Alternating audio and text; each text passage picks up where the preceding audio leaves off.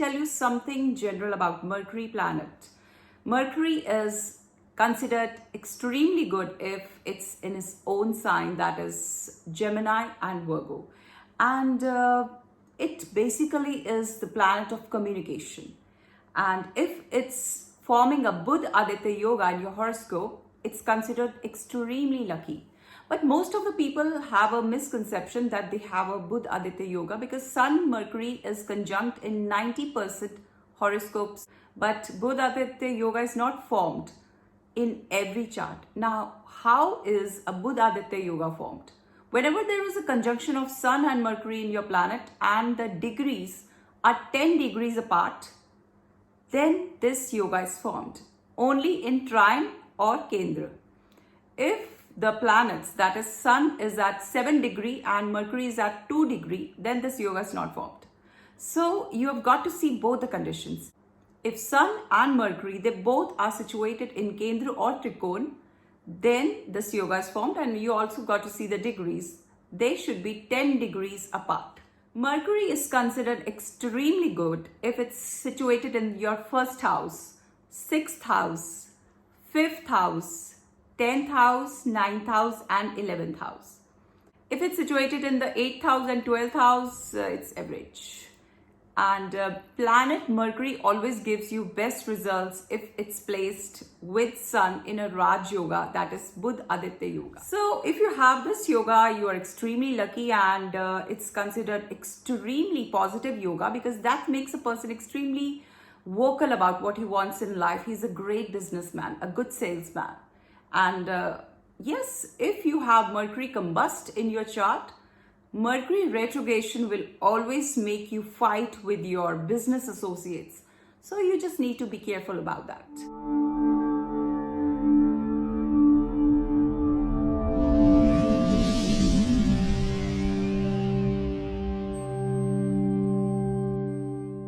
So before talking about Mercury in all the 12 houses, let me talk about Buddha Aditya Yoga, that is formed by Mercury and Sun. If you have this yoga, you will have an edge over others. You will be a leader. You will be confident. You will be able to speak up. And if it is combust, you must wear a ruby in your right hand ring finger just to give it more power, because most of the people, they think that they have Buddha Aditya Yoga, but actually it's not present. So you just need to wear a ruby to get its maximum benefit. And you can also do Aditya Strotam if you have Buddha Aditya Yoga in your horoscope. So these are the two remedies that I always suggest to people. And yes, let's talk about Mercury in all the 12 houses. Mercury is considered extremely auspicious if it's in your first house because it makes you extremely intelligent, sharp mind, witty. You're always seeking out to talk to intelligent people of your own wavelength. You always have an edge over others when it comes to communication. So if you have Mercury in the first house, you will be extremely good in studies, and you will be the monitor of the class from day one, and you might be a topper. Mercury in the second house makes you extremely good at finances. You're a banker, you're a stockbroker, and you are a mathematician. Mercury in the third house makes you extremely vocal about what you want in life.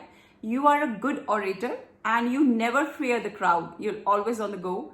And whenever you are on the stage, you don't need the paper to read. You just go out and speak out your heart. And most of the motivational speakers, they have Mercury in the third house because it's all about what you speak from your mind. It's all about what comes from your heart.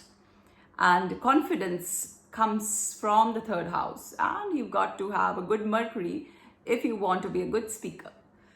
Mercury in the fourth house is not considered good just because it's the weakest point of Mercury planet.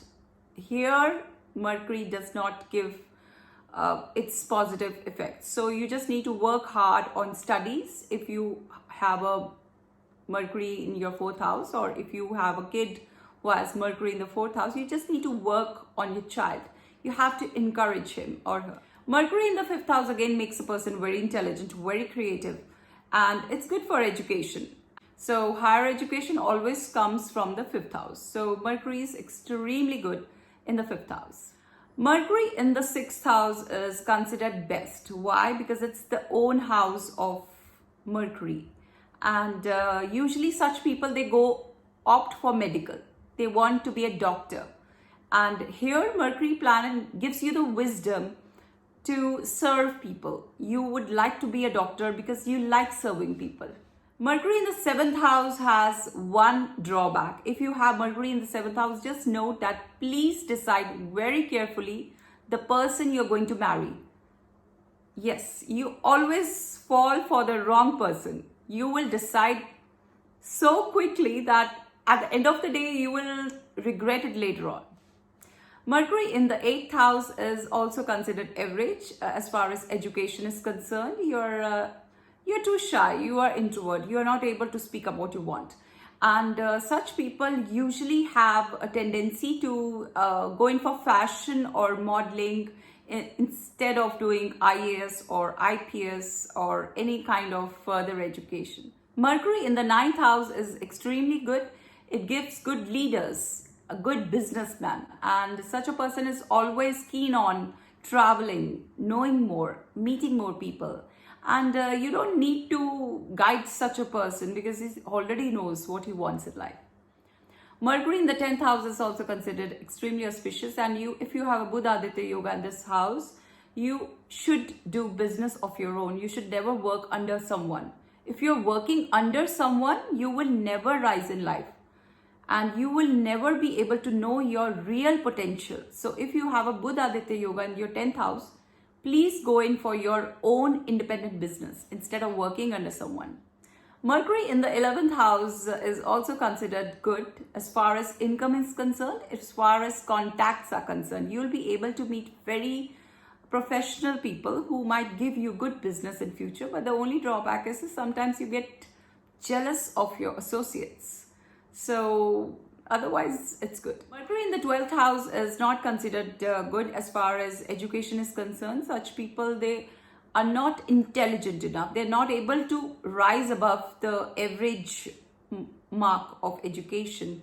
So such people just need to focus on other things that might give them success in their life. So this was my brief analysis on Mercury in all the 12 houses, and if you like it, hit the like button, and if you need any consultations, you can click at the link below and I shall get back to you. And thank you so much for watching all my videos. Thank you so much. Stay blessed, be happy. Bye bye.